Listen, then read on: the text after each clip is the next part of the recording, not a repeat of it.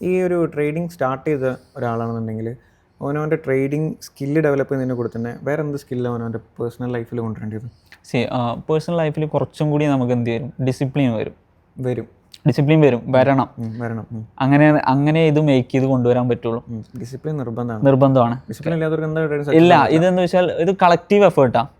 ഇപ്പോൾ ഒരു trader successful trader ആവുക, അതല്ലെങ്കിൽ അയാളെ കരിയറിൽ സക്സസ് ആവുക എന്ന് പറയുന്നത് ഒരൊറ്റ കാര്യം കയ്യിലുണ്ടായത് കൊണ്ടായിരിക്കും. ഇപ്പോൾ ടെക്നിക്കൽ സ്കില്ല്, ഇപ്പോൾ നമ്മൾ നേരത്തെ പറഞ്ഞ പോലെ ടെക്നിക്കൽ അനാലിസിസ് പഠിക്കുന്ന, trading setup, entry, risk reward, അതൊക്കെ അതിൻ്റെ അകത്ത് വരും. ഈ ടെക്നിക്കൽ സ്കില്ല് മാത്രം പോരാ, അയാൾ പ്രോപ്പറായിട്ട് ഡിസിപ്ലിൻ മെയിൻറ്റെയിൻ ചെയ്തേ പറ്റുള്ളൂ. ഇപ്പോൾ അയാൾക്ക് ഒരു റൂൾ ബുക്ക് പോലെ അയാൾ തന്നെ കൊണ്ടു നടക്കുന്ന ഒരു കാര്യമുണ്ടോ. അപ്പോൾ നമ്മളെ സംബന്ധിച്ചാണെങ്കിൽ ഞാൻ നേരത്തെ പറഞ്ഞ പോലെ ഡെയിലി 2 ട്രേഡ് അതിൽ നിർത്താൻ പറ്റണം.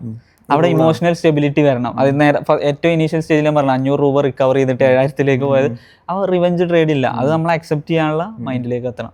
അപ്പോൾ പേഴ്സണലി അയാൾ ഡിസിപ്ലിൻഡ് ആയിരിക്കണം, ട്രേഡിങ്ങിൽ അയാൾ ഓട്ടോമാറ്റിക്കലി ഡിസിപ്ലിൻഡ് ആവും. മണി മാനേജ്മെന്റിന് എത്രത്തോളം ഇമ്പോർട്ടൻസ് ഉണ്ടല്ലോ?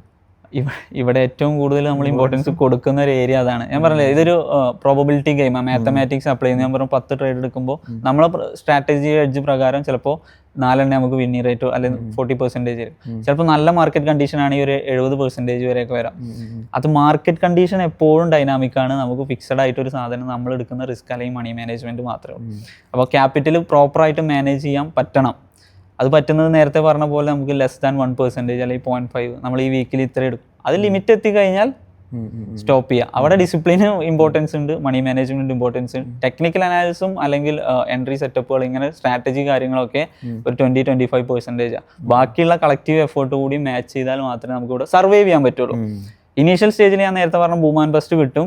സർവൈവ് ചെയ്യണമെന്നുണ്ടെങ്കിൽ ഇത് ഈ കംപ്ലീറ്റ്ലി കോറിലേറ്റ് ചെയ്തേ പറ്റുള്ളൂ. അപ്പോൾ ഇതിലിപ്പോൾ നമുക്ക് സ്കില്ല് വേണം, ഇതിന് ടെക്നിക്കൽ നോളജ് വേണം, മണി മാനേജ് വേണം, ഡിസിപ്ലിൻ വേണം. ഇതിൽ നമ്മളെ സൈക്കോളജി, നമ്മളെ മൈൻഡ് സെറ്റ് എത്രത്തോളം ഇമ്പോർട്ടൻസ് ഉണ്ട് ഇതിൽ? ഏറ്റവും ലെസ് ടോക്കിംഗ് ഏരിയ ആണ് ഇത്, സൈക്കോളജി എന്ന് പറയുന്നത്. ട്രേഡിംഗ് സൈക്കോളജിയെ പറ്റിയിട്ട് ആളുകൾ സംസാരിക്കുന്നുമില്ല, അത് കേൾക്കുന്ന ആളുകൾക്ക് അത്ര താല്പര്യമില്ല.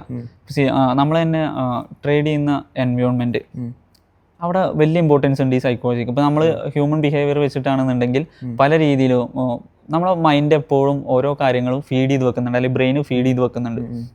ഇപ്പോൾ നമ്മൾ ഡെയിലി എണീക്കുന്ന ഒരു സമയം, അല്ലെങ്കിൽ ഡെയിലി കഴിക്കുന്ന ഭക്ഷണങ്ങൾ, അല്ലെങ്കിൽ ഡെയിലി പോകുന്ന സ്ഥലങ്ങൾ, ഇതിനൊക്കെ അറിയാം നമുക്ക്. ഇപ്പോൾ സ്വന്തം വീട്, നമ്മളെ വീട്ടിലാണെന്നുണ്ടെങ്കിൽ ഇപ്പോൾ ഞാൻ എൻ്റെ വീട്ടിലേക്ക് പോവുകയാണെങ്കിൽ സിമ്പിളായിട്ട് ഒന്നും വേണ്ട, ബസ് ഇറങ്ങി ഇന്ന സ്ഥലത്ത് നിന്ന് എൻ്റെ വീട്ടിലേക്ക് റൂമിലേക്ക് കയറുന്നു, അടുക്കളയിലേക്ക് പോകുന്നു, എല്ലായിടത്തും എത്തുന്നു.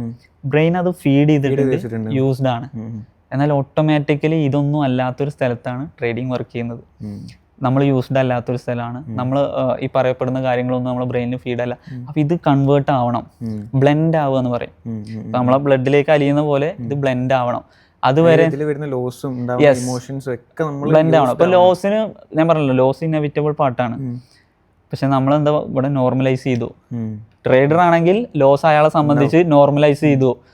ബിസിനസ് കച്ചവടമാണെന്നുണ്ടെങ്കിൽ എല്ലാ ദിവസവും കച്ചവടം ഇല്ല, അവിടെ ലാഭമുണ്ട് നഷ്ടമുണ്ട്. ഇപ്പൊ ഈ മാസം ചിലപ്പോൾ നമ്മൾ ബ്രേക്ക് ഈവനിൽ പോകും, ചിലപ്പോൾ നെഗറ്റീവ് ഫിഗറിൽ പോകും, ചിലപ്പോൾ ഹൈലി പോസിറ്റീവ് ആയിട്ടായിരിക്കും എൻഡ് ചെയ്യുന്നത്. അപ്പൊ ഇത് ഓൾറെഡി എന്ത് ചെയ്തു, നമ്മളെ ബ്രെയിനെ പറഞ്ഞു പഠിപ്പിച്ചു. ഇപ്പൊ ഒരു ദിവസം നഷ്ടം വന്നു കഴിഞ്ഞാൽ എനിക്കും സങ്കടം വരും, ആസ് എ ഹ്യൂമൻ എനിക്കും സങ്കടം വരും.